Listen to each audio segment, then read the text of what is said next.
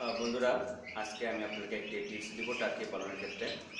আমরা সকলে চিনে থাকি নিম পাতা। এটি একটি ভেষজ গুণসম্পন্ন পাতা। নিম পাতার যে উপকারিতা নতুন করে বলার কিছু নেই। তবে আমরা আমাদের টার্কিকে সপ্তাহে একদিন নিম পাতা খেয়ে থাকি। তো নিম পাতা কেন খাচ্ছে, এটা কীভাবে খায়, হয়তো আপনারা ব্যাপারটা আমার এই ভিডিওতে দেখতে পারবেন। তো বন্ধুরা, আসুন ভিডিওতে দেখি যে টার্কিকে কীভাবে নিম পাতা খাওয়ানো হয়। নিম পাতা একটা ঔষধি গুণসম্পন্ন গাছ। আমরা সবাই চিনি নিম পাতা। নিম পাতা টার্কির জন্য বেশ উপকারী। টার্কির পেটের প্রদাহ বা পেটে হজম শরীরে কোনো সমস্যার জন্য অথবা অতি বসন্ত যেটা উঠে, এগুলো সারানোর জন্য নিম পাতা বেশ উপকারী একটা পাতা। তো মাঝে মাঝে যদি টার্কিকে নিম পাতা খেতে দেওয়া হয়, তাহলে দেখা যায় তাদের রোগ প্রতিরোধ ক্ষমতা আরও বৃদ্ধি পায়। এটা একটি ভেষজ চিকিৎসা।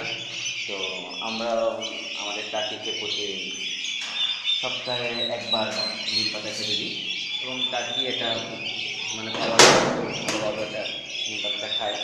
আপনারা দেখতে পাচ্ছেন বন্ধুরা, এগুলো আমাদের 45 দিন বয়সী টার্কিগুলো। এদেরকে যখন নিম পাতা দেওয়া হলো, এরা খুব সাদরে নিম পাতা খাচ্ছে। এই যে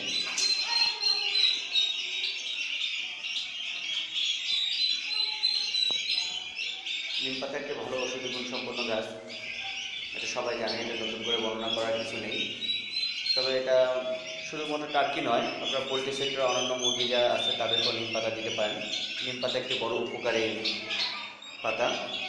তো আমরা যারা টার্কি, তিতির কিংবা অন্যান্য পোলট্রির শৌখিন বার্ড পালন করি, তারা নিয়মিত নিম পাতা দিব তাদের পাখিকে। তাহলে দেখা যায় যে নিম পাতা খালে তাদের অনেক ধরনের রোগ প্রতিরোধ ক্ষমতা বৃদ্ধি পায় এবং রোগ থেকে দূরে থাকে।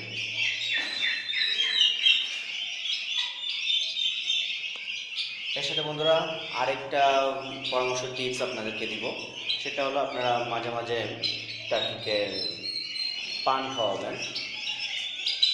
যদি বলেন পান কেন, পানের পাতা যদি টার্কিকে খাওয়ানো হয়, পানের রসটা তার পরিপাক তন্ত্রটাকে পরিষ্কার করে।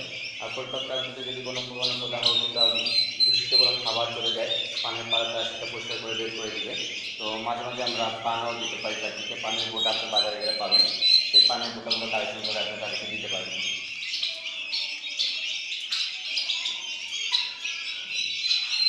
তো মাঝে মাঝে নিম পাতা নিয়ে নিম পাতা দিতে পারেন।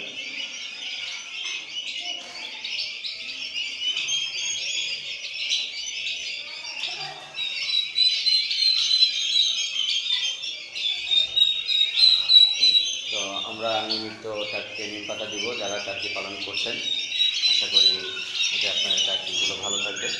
বিশেষ করে বাচ্চা বয়সে টার্কিকে নিম পাতা দেওয়াটা অনেক ভালো একটা ছিল।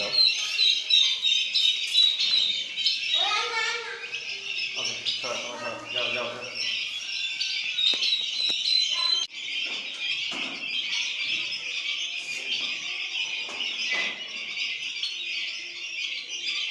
দেখুন টার্কিগুলো কি যত্ন সহকারে নিম পাতা খাচ্ছে। খুব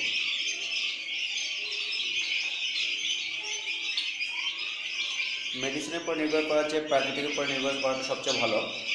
আর টার্কি যেহেতু একটি বন্য পাখি, আগে জঙ্গলে থাকতো, বর্তমানে এটা আমাদের গৃহপালিত পাখি হিসেবে স্বীকৃতি পেয়েছে। তবু ওরা জঙ্গল থেকে ওদের রোগ ট্রিটমেন্ট ওরা নিজেই করে নিত।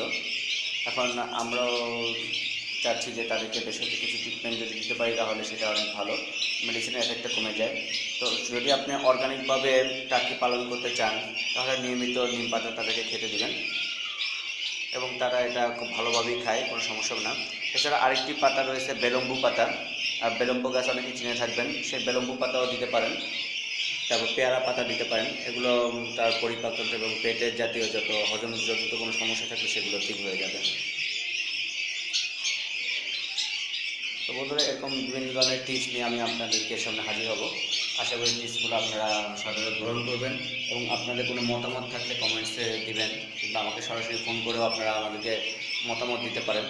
এছাড়া যারা টার্কি ফার্ম করতে চাচ্ছেন, নতুন করে ভাবছেন কীভাবে টার্কি ফার্ম একটু শুরু করবেন কিন্তু ভেবে পাচ্ছেন না, তারা কোনো প্রকার সংকোচ না করে আমাকে ফোন দিন।